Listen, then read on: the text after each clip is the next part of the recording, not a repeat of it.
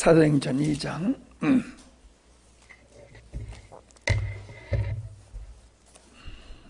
사도행전 2장 12절로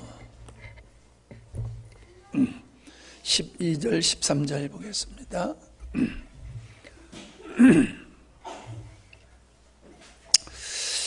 다 놀라며 당황하여 서로 이르되 이 어찌된 일이냐 하며 또 어떤 이들은 조롱하여 이르되 그들이 새 술에 취하였다 하더라. 아멘.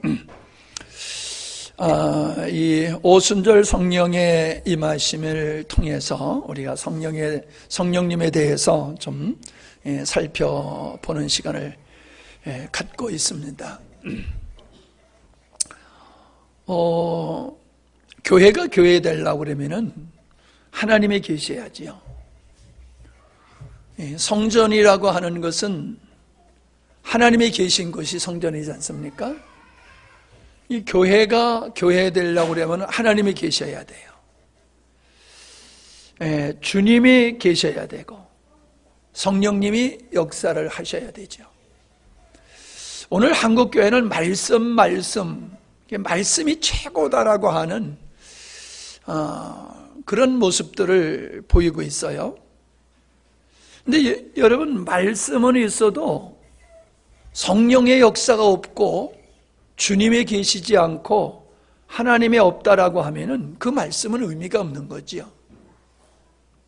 말씀 자체가 진리이고 말씀이 귀한 것임은 틀림이 없지만은 말씀이 되어지는 그 배후에는 성령의 역사가 있지 아니하면 안 되는 거지요.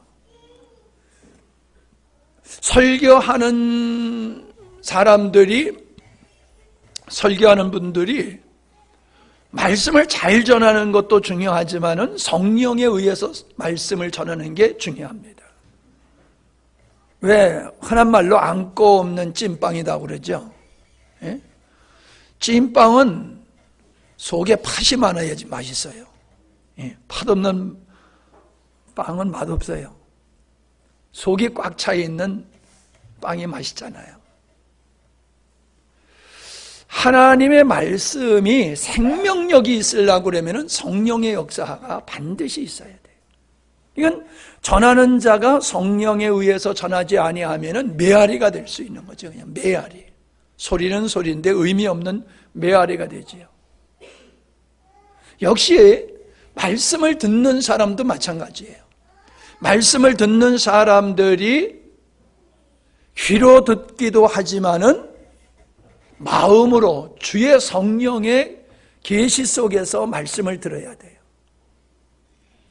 내 말은 영이요 생명이라고 말씀하셨잖아요. 하나님의 말씀이 영적인 것이고 생명이지만은 그 영적이고 생명 있는 것이 내게 실제가 되기 위해서는 성령의 역사가 있지 아니하면 안 돼요. 주님이 생명이라고 말씀하셨습니다.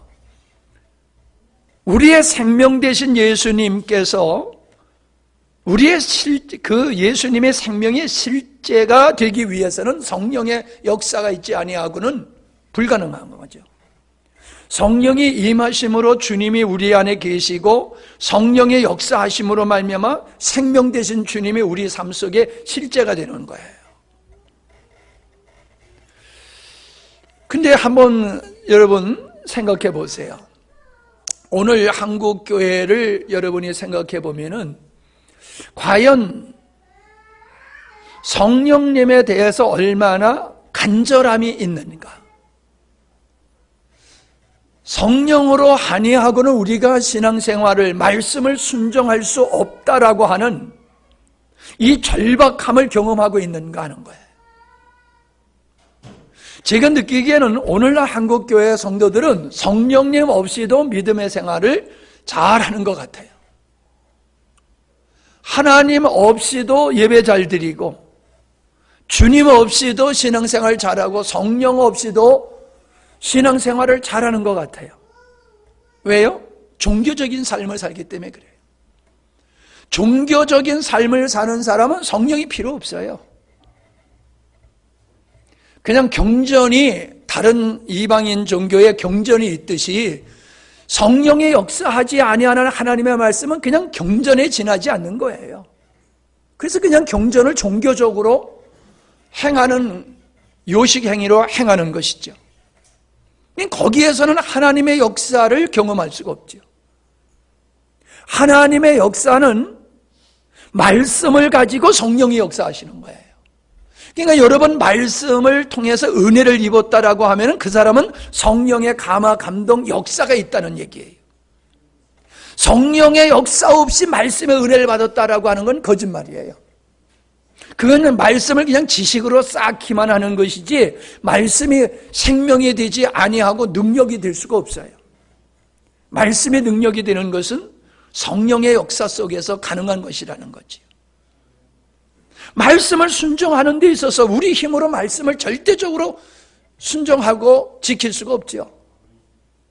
우리는 그냥 주님의 등에 업혀서 이스라엘 백성들을 주님께서 그냥 아버지께서 내가 업어 날렸다라고 하는 것 같이 성도들은 성령에 의해서 살아가는 삶, 그걸 우리가 늘 얘기하지만은 예수 그리스도의 생명으로 사는 삶이라는 거예요.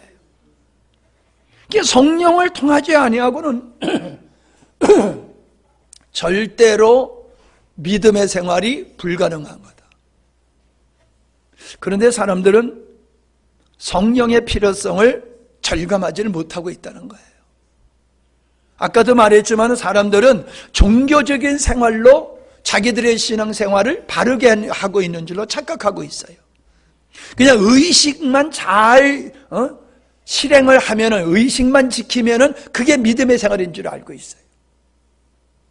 여러분, 우리가 예배를 드릴 때 뭐라고 그랬습니까? 신령과 진정으로. 신령이 뭐예요? 성령으로. 성령으로 드리는 예배를 하나님이 받으시는 거지, 성령으로 드리는 예배가 아닌 예배는 그냥 종교적인 의식에 지나지 않는 거예요. 근데 사람들은 그렇게 생각을 안 해요. 그냥 의식이 믿음인 줄로 알기 때문에 성령에 충만한 상태에서 하려고 들지를 않는다는 거예요. 오늘 이 12절과 13절을 말씀해 보니까는 오순절에 성령의 임하심을 많은 사람들이 경험으로 했을 뿐만 아니라 그걸 구경하는 사람도 있었다는 거죠. 그래서 각 지방에서 온 사람, 각 나라에서 온 사람들이 자기 나라 말로 들렸다고 그랬잖아요. 그들에겐 성령이 임하신 게 아니죠. 그냥 방언하는 그 소리가 자기들의 말로 무슨 내용인지는 성경에 기록되지 않았죠. 내용은 뭔지 모르지만은 하여튼 자기 나라 말로 들렸다는 거잖아요. 그들은 성령 받은 사람은 아니에요. 그들이 놀란 거지요. 아니 어떻게 한 사람이 얘기하는데 지금같이 뭐예요? 통역 시스템이 돼 있어가지고 하는 게 아니잖아요. 한 사람이 얘기하는데 각 나라 말로 다 들린단 말이에요. 자, 그들이 놀라며 당황했다. 놀라며 당황했다. 오늘날 놀라며 당황스러운 성령의 역사하심이 한국교회에 얼마나 있겠는가? 놀라며 당황할 만한 성령의 역사하심이 한국교회에 얼마나 있는가? 또 이랬어요. 조롱하면서 이르되 그들이 새술에 취하였다. 술에 취하였다. 술 취한 자와 같이 그들은 보였다는 거예요. 그들에게 술 취한 자와 같이 보였다는 거예요. 자, 그러면 우리는 어떤 생각이 듭니까? 예수를 믿어도 고상하게 믿고 인격적으로 믿어야지. 어떻게 여러분 술 취한 사람 봤잖아요. 술 취해 본 사람. 김한식 지사님 술 많이 취해봤어? 저 양반은 많이 먹어도 이렇게 막 이러지 않았을 것 같아. 하도 그냥 강인해가지고. 여러분, 술 취한 사람 모습을 보면은 보기가 좀 그렇잖아요. 그죠? 조롱하면서 그렇게 봤다는 거죠. 술 취한 자와 같다. 근데 성령의 역사하심이 이방인들이 봤을 때는, 아니, 다른 사람들이 봤을 때는, 유대인들이 봤을 때는 술 취한 자와 같이 보였다는 거예요.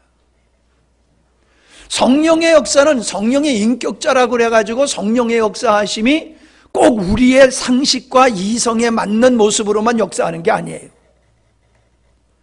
방언 기도할 때 모습을 보면은 이뻐요, 안 이뻐요? 예? 방언 기도하는 거 보면 이뻐요, 안 이뻐요? 별로 안 이뻐요.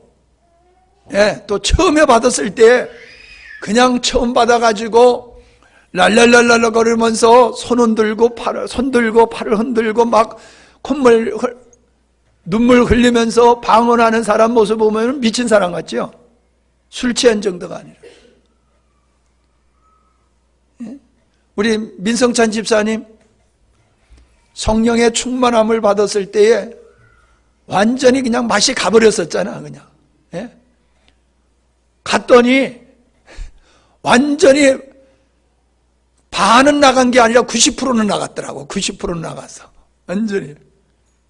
그러니 안 믿는 어머니가 보고 형들을 봤을 때는 완전히 미친 거죠. 완전히 미친 거죠.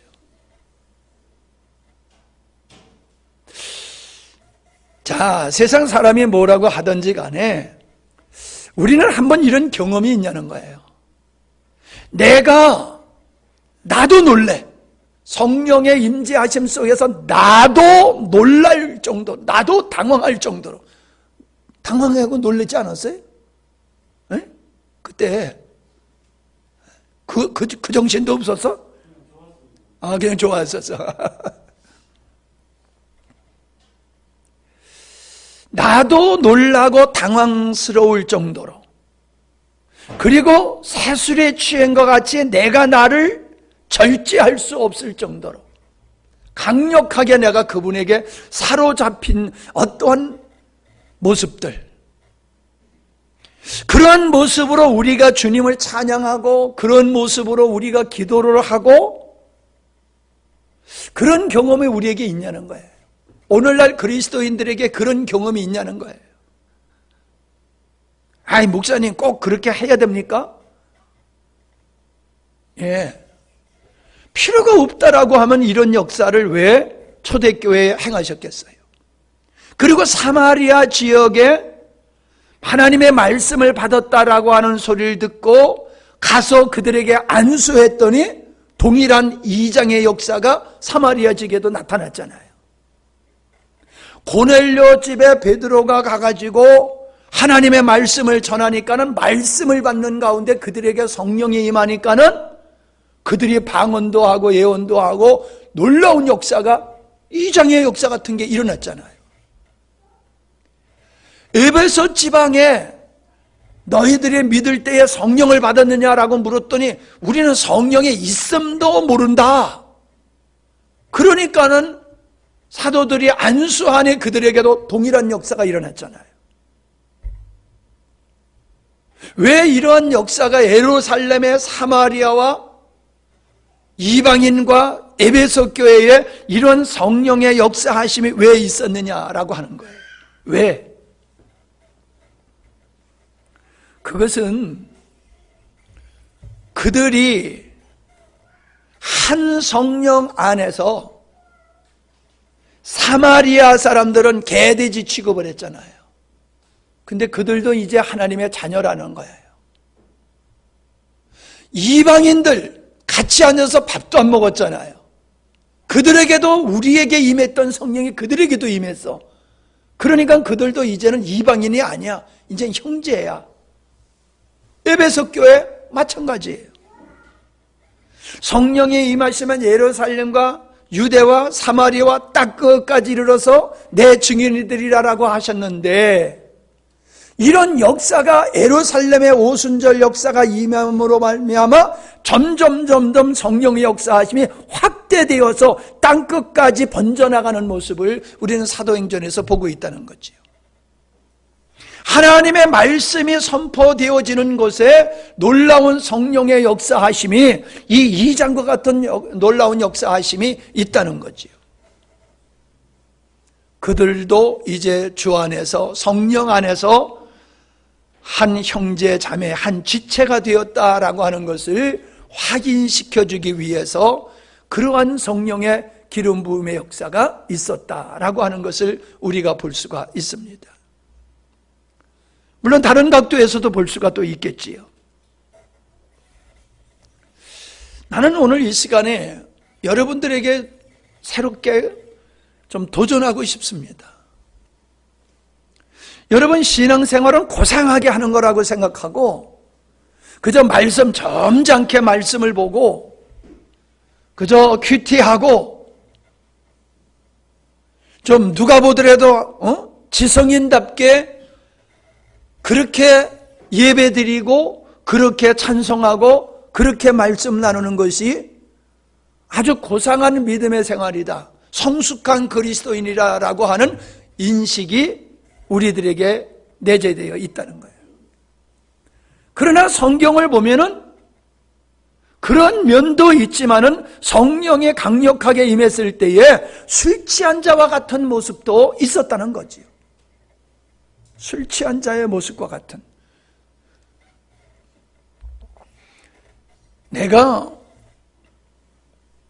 지금까지 예수님을 믿고 목회를 하면서 경험한 것 중에 확실한 게 뭐냐 하면은 하나님의 역사는 조용히 임하지만은 불과 같이 임하기도 하고요, 바람과 같이 강하게 임하기도 하고요, 하나님의 역사는 성령의 역동적인 역사 속에서 성령의 역사가 있었지, 성령의 역동적인 역사가 없는 데서 어떠한 치유의 역사라든가 어떤 은사라든가 회개의 역사라든가 이런 게 있을 수가 없어요. 우리가 말씀을 깨닫는 데 있어서는 그런 성령의 강력한 역동적인 역사 없이도 그저 은밀하게 역사하시는 성령의 역사를 통해서 진리가 깨달아지고 믿음이 생길 수는 있어요. 그러나 우리가 은사라고 하는 성령께서 임하셔서 어떤 사역을 위해서 성령께서 역사하시는 이런 면에 있어서는 성령의 강력한 역동적인 역사 속에서 대부분 이루어지는 것이다 라고 하는 거예요. 우리는 세계의 모든 부흥의 운동을 살펴보면요, 세계의 부흥의 역사 속에는 반드시 성령의 역동적인 역사가 있었다는 사실이에요. 남미를 통해서 저 아프리카를 복음이 지금 점령하고 있는 이 역사의 현장, 거기는 성령의 역동적인 역사가 있었다는 거예요. 그리고 목사님들이 그래요. 한국에서 기도하면은 병이 안 낫는데 선교지 가가지고 안수하면은요, 많은 역사가 일어난다고들 말씀들을 하세요. 왜 그럴까요? 이미 한국은 굳은 땅이 되어버렸어요. 근데 선교지는 최전선이에요. 그 복음이 새순이 뻗어나가듯이 복음이 나가는 최전방에서, 오늘도 마찬가지잖아요. 사도행전이 이제 성령의 역사, 이제 교회가 막 시작되어지는 이 생장점과 같은 그런 시작점에서 성령이 역사하신 거잖아요. 그렇게 복음의 생장점과 같이 막 번져나가는 그 현장에는 언제나 성령의 역동적인 역사하심이 있다는 거지요. 전도하는 교회에 성령의 역동적인 역사가 있더라고요. 전도를 할 때에는 전도하는 자의 마음속에 성령의 강력한 역사하심이 있어요. 두려워하지 아니하고 담대하게, 그러면서도 성령의 지혜의 말씀으로 힘있게 복음을 담대하게 전하는 이러한 복음 전하는 자에게는 반드시 성령의 충만하심이 함께 하신다. 그러니까 여러분, 우리가 복음을 전하지 아니하면 성령의 역동적인 역사는 점점 사라진다는 거예요. 많은 분들이 그래요. 목사님, 참 목사님은 열정이 대단하십니다. 그래요. 여러분, 제가 열정이 대단한 게 아니에요. 예? 제가 열정이 식지 않는 이유가 있어요. 그것은 복음을 전하고자 하는 이 열망이 내 안에 있고, 복음을 전하기만 하면은 내 안에 성령께서 강력하게 역사를 하세요. 그러니까는 힘들어서 빌빌 하다가도 설교만 하면은 펄펄 날잖아요. 왜요? 성령의 역사, 역동적인 역사가 있기 때문에 그런 거예요. 여러분은 어떻게 살아가십니까? 여러분, 찬양할 때에 성령의 역동적인 역사 속에서 찬양을 하십니까? 입만 립서비스 하는 것 같이 입만 옆에 사람, 내 귀에도 안 들리게 입만 뻐끔뻐끔하는 그런 찬양, 그게 성령의 역동적인 찬양일까요? 오늘 찬양은 나 일어나서 춤추면서 부르고 싶었어. 얼마나 은혜가 되는지. 지난주에도 은혜가 되더니 오늘도 또 은혜가 되네. 예. 찬양이 은혜롭다고 좀 있다. 이럴 때는 좀 가서 나중에 인사할 때 집사님 오늘 찬양 할렐루야 좀 한마디씩 해요. 은혜가 있어도 뚱, 없어도 뚱, 그냥 뚱 하고 그냥 있어. 하여튼 난 경상도 사람 그래서 마음에 안 들어. 여러분, 우리는 성령의 역사 속에서, 역동적인 역사 속에서 찬양을 할 때 더 놀라운 역사가 일어나는 거예요. 말씀을 들을 때도 마찬가지고, 그럴 때의 치유의 역사가 일어나고요, 성령의 기름 부음의 역사가 일어나고요, 그러는 거예요. 그냥 뚱 하고 앉아가지고 입만 들썩들썩 해가지고는요, 하나님의 역사를 경험한다는 게 그게 불가능한 것 같아요. 하여간에 경험으로 봤을 때에, 현상으로 봤을 때에 언제나 역동적인 역사 속에서 하나님은 일하신다. 아멘? 역동적인 성령의 역사 속에서 하나님이 일을 하셔요. 그러니까 그런 성령의 역동적인 역사는 가만히 있는데도 일어나는 법이 없어요. 120명의 성도들이 성령이 임하기를 위해서 아버지 약속한 것을 받기 위해서 전력으로 기도했듯이 우리는 기도도 찬양도 우리는 전력으로 해야 돼요. 전력으로 할 때에, 그럴 때에 성령의 역사하심이 나타나더라 라고 하는 것을 우리는 경험할 수가 있습니다. 자, 우리는 성령의 세례, 이 성령의 세례가 뭐냐라고 하는 부분을 우리가 살펴보면요, 우리가 1장에서도 성령의 세례를 주실 것을 5절에 그랬죠. 요한은 물로 세례를 베풀었으나 너희는 몇 날이 못되어 성령으로 세례를 받으리라. 자, 세례라고 하는 의미는 죽고 사는 것이잖아요. 근데 또 죽고 사는 것이 어떻게 되느냐 하면은 물속으로 들어가고 그리스도 안으로 들어가는 거잖아요. 물속으로 들어가서 나의 옛사람은 죽고, 예수 그리스도 안으로 들어가서 부활하신 그리스도의 생명에 참여하는 것, 이게 세례란 말이에요. 이런 세례를 성령을 붙여가지고 성령의 세례다라고 하는 것은 성령 안으로 들어가는 거예요. 성령과 연합하는 거예요. 간단히 얘기하면 성령의 세례는 주의 영과 하나 되는 역사다라고 하는 거예요.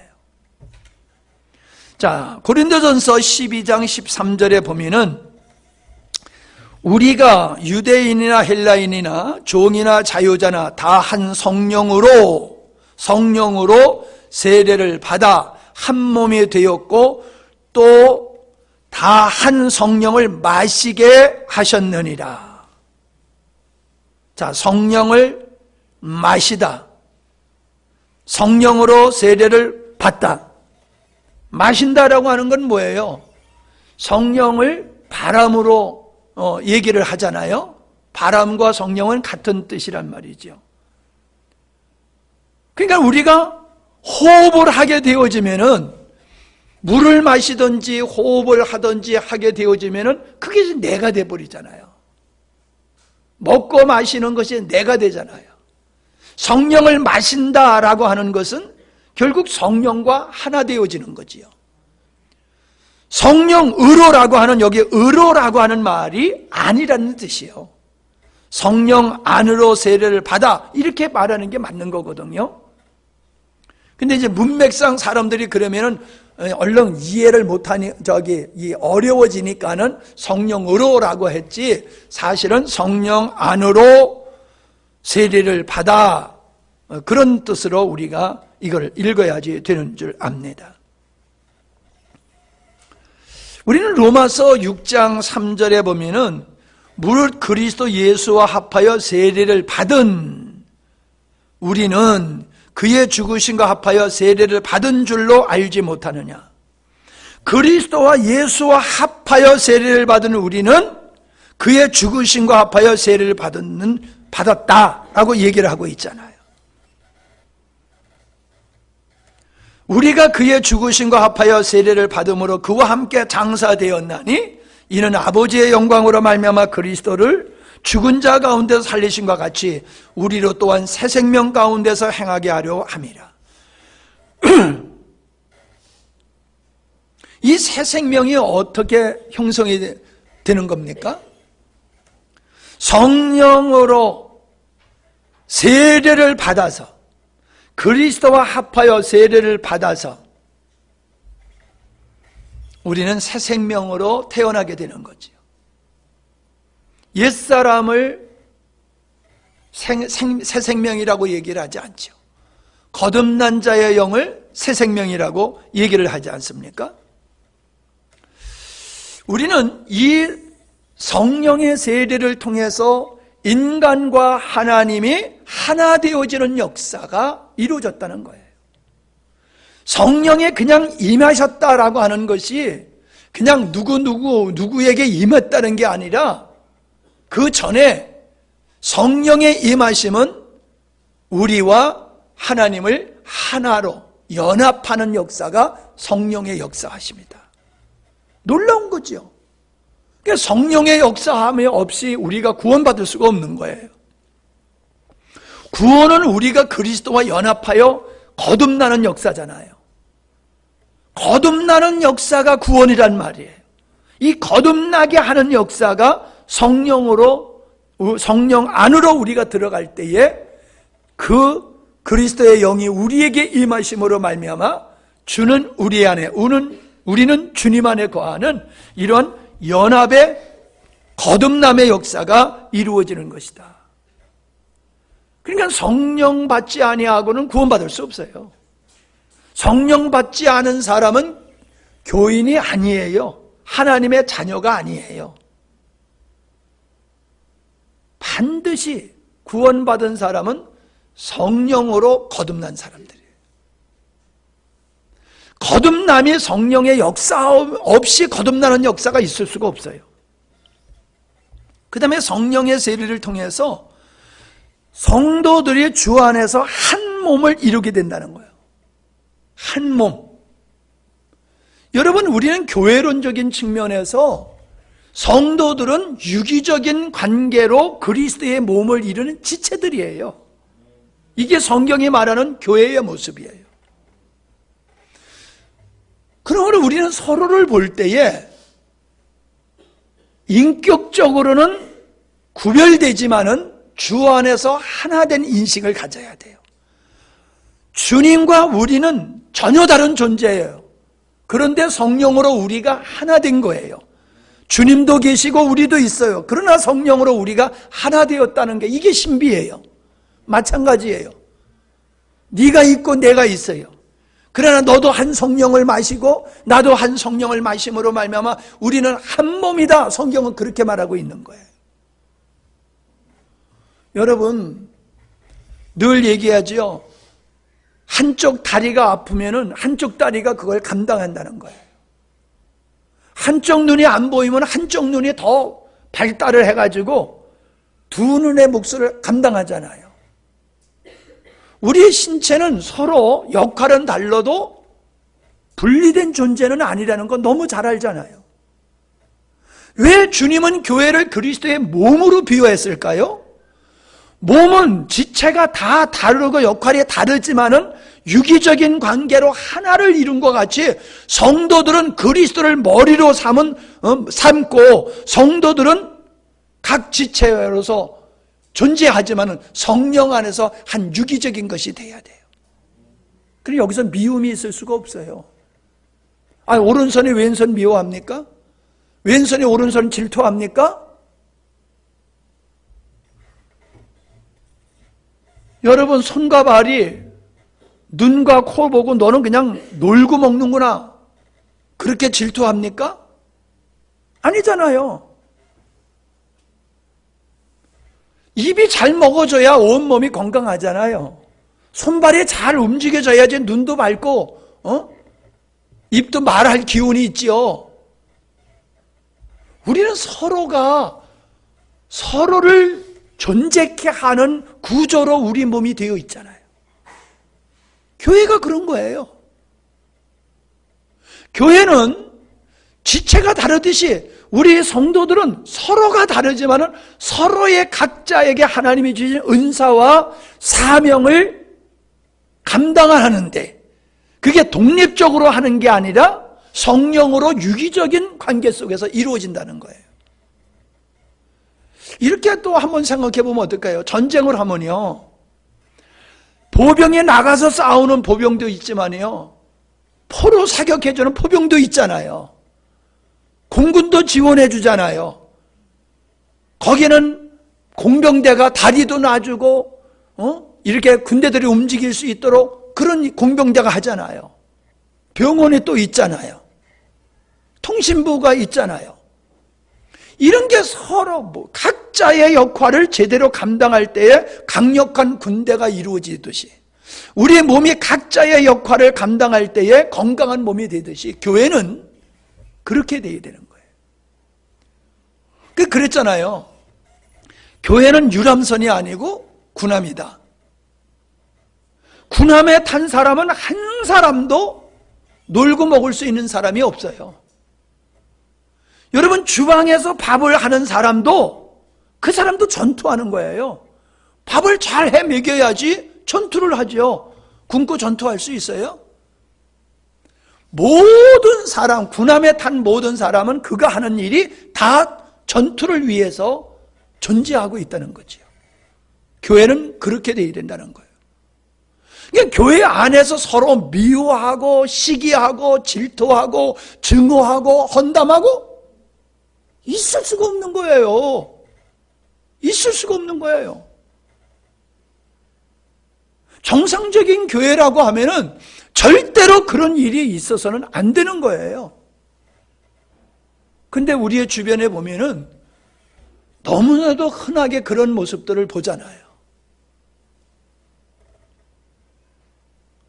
교인끼리, 목회자끼리, 교단끼리 세상의 법정에 고소를 하는 일이 얼마나 많습니까? 이게 정상적인 교회예요? 설교만 잘하면 되는 거예요? 아니에요. 우리 안에 있는 성령은 절대로 그런 걸 용납하시지 않습니다. 그러므로 성도는 하나님으로부터 독립하면 안 돼요. 반드시 그분에게 예속되어 있어야 돼요. 그리고 교회로부터 단독적이면 안 돼요. 어떤 사람은, 옛날에 그 교회에 있던 권사님은 그래요. 나는 시키면 안 해요. 내가 알아서 하죠. 시키면 안 해요. 시키면 안 한대. 그럼 무슨 말이에요? 자기가 기분 내키면 하고 기분 안 내키면 안 한다는 거지요. 아니 여러분, 머리 명령하면 손은 금방 움직이잖아요. 그런데 시키면 안 한대. 내가 알아서 한대. 그게 정상적인 신앙이에요? 근데 본인은 그게 정상적인 신앙이라고 굳게 믿고 있어요. 굳게 믿고 있어요. 하나님으로부터 독립적이지 말고 교회로부터 단독적이면 안 돼요. 우리는 하나님께 예속되고 그리스도의 몸에 예속되어야 될 줄로 믿습니다. 그러므로 교회의 일이 내 일이고 지체들의 일이 내 일이 돼야지 돼요. 그러니까 상을 당하면 어떻게 돼요? 다 가야 되는 거예요. 여러분, 내 어머니가 돌아가셨어. 근데 내가 안 갈 수 있어요? 말도 안 되죠. 가야죠, 당연히. 그러면 형제의 부모님이 돌아가셨어. 그러면 내 부모님이 돌아가신 거나 똑같은 거예요. 내 지체인 형제가 상을 당해가지고 지금 슬퍼하고 있어. 마음을 아파하고 있어. 그러면 내가 그 아픔을 느끼면서 같이 위로하고 격려하고 그 일을 같이 해야 되는 거예요. 기쁜 일도 마찬가지예요. 바쁘면 가서 일도 좀 해주고. 에? 올해는 사과 따러도 못 갔네. 응? 바쁘면 가서 사과도 좀 가서 따주고 김도 좀 매주고 버섯도 좀 따주고. 응? 여러분, 내일이 그런 인식을 가져야 돼요. 거기에서 하나님의 나라가 이루어지는 거예요. 우리가 앞으로 나가겠지만 성령에 충만한 다음에 어떻게 했어요? 자기 물건을 팔아다가 사도들 앞에 갖다 놓고 사도들이 그것을 가난한 자에게 다 나눠줘서 핍절한 자, 가난한 자가 없었다고 그랬잖아요. 가난한 자가 없었다는 거예요. 그게 성령 안에서의 교회의 모습이에요. 성령에 충만한 교회는 그런 역사가 일어나야 되는 거예요. 어저께 거제도에서 여름에 집회에 오셨던 군사님이 오셔가지고 여러분을 목사님 칭찬을 안 하더라고. 여러분 칭찬만 입에 마르도록 하고 가더라고. 근데 기분이 나쁜 게 안 나쁘더라고. 예? 내 자식 누가 칭찬하면 기분 좋듯이 나를 칭찬 안 하고 여러분만 칭찬하는데 기분이 좋더라고. 여러분, 그렇게 데살로니가 교회가 모든 사람에게 소문이 났다고 그랬잖아요. 소문이 났어. 은혜로운 교회로, 믿음에 충만한 교회로, 사랑의 수고가 있고 믿음의 역사가 있는 교회로 소문이 났어. 우리가 어떤 교회로 소문이 나야 될까요? 지금 소문이 잘 나고 있어요. 그런데 그 좋은 소문은 모두가 잘해서 소문이 나는 게 아니에요. 어떤 사람을 대표로 세운다라고 하면 욕을 먹게 돼 있죠. 야, 그게 집사냐?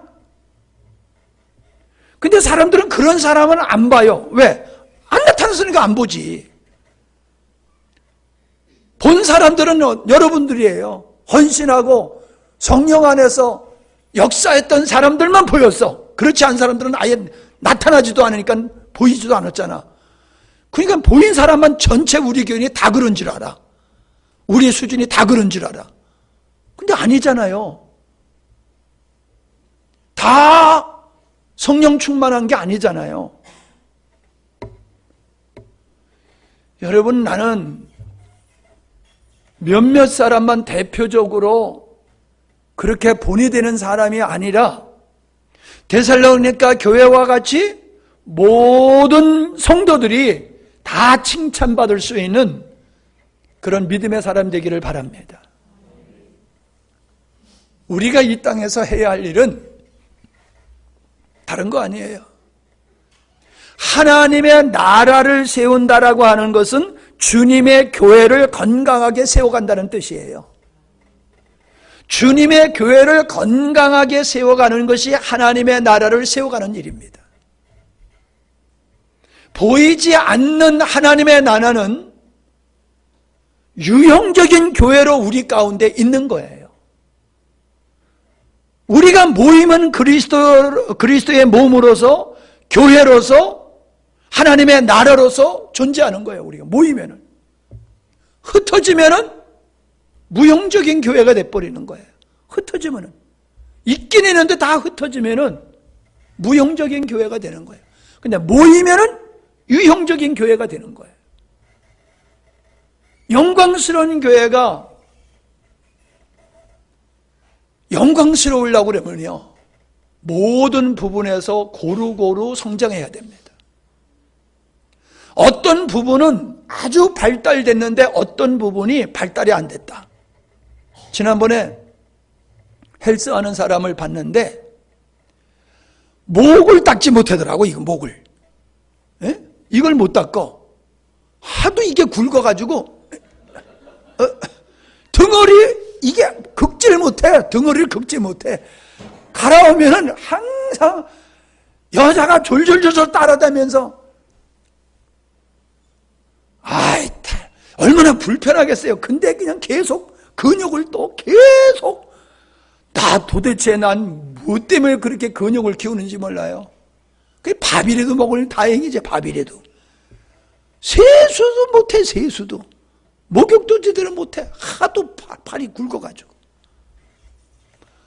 여러분, 우리가 그러잖아요. 가분수라고. 상체는 발달되는데 하체가 약해. 어떤 사람은 하체는 튼튼한데 또 상체가 약해. 그게 불균형을 일으키잖아요. 멋있는 사람은 어때요? 아래 위가 똑같잖아. 앞에하고 뒤가 똑같은 번호라고 그러는데, 건강한 사람은 위와 아래가 균형을 딱 맞추잖아. 교회도 그래야 돼요. 모든 부분에 있어서 균형을 이뤄야 돼요. 균형을. 아멘? 어느 교회는 찬양은 잘해. 그냥 말씀 시간만 되면 다 그냥 가. 어떤 교회는 그냥 말씀은 좋은데 그냥 찬양은 하나도 없어. 어떤 교회는 아무것도 없어. 그냥 기도만 해. 기도만 그냥. 모이기만 기도가 최고야. 기도가 최고야. 모이기만 하면 또 기도만 하고, 모이기만 하면 찬양만 하고, 모이기만 하면 말씀하고. 틀린 거예요. 균형을 이뤄야 돼요. 아멘? 우리가 신령하게 성장하는 거, 영광스러운 길로 성장하는 거 당연해요. 근데 양적인 부흥도 있어야 돼요. 애를 낳아야지 가정이 번성을 하지. 아무리 건강해도 아이가 생기지 아니하면 안 되잖아요. 여러분, 우리가 성령 충만하면은 주님을 닮아가는 내적인 역사가 있다라고 하면 외적으로 영혼을 전도해서 얻는 이 열정도 동일하게 있어야 돼요. 왜 우리가 전도 못하는 줄 알아요? 성령으로 충만한 새술에 취하지 못해서 그래요. 새술에 취하지 못해서. 그저 새술에 취한 사람은요, 어떻게든지 전도할 사람을 찾느라고 눈이 벌거요. 누구에게 전도할까? 어떻게 하면 전도할까?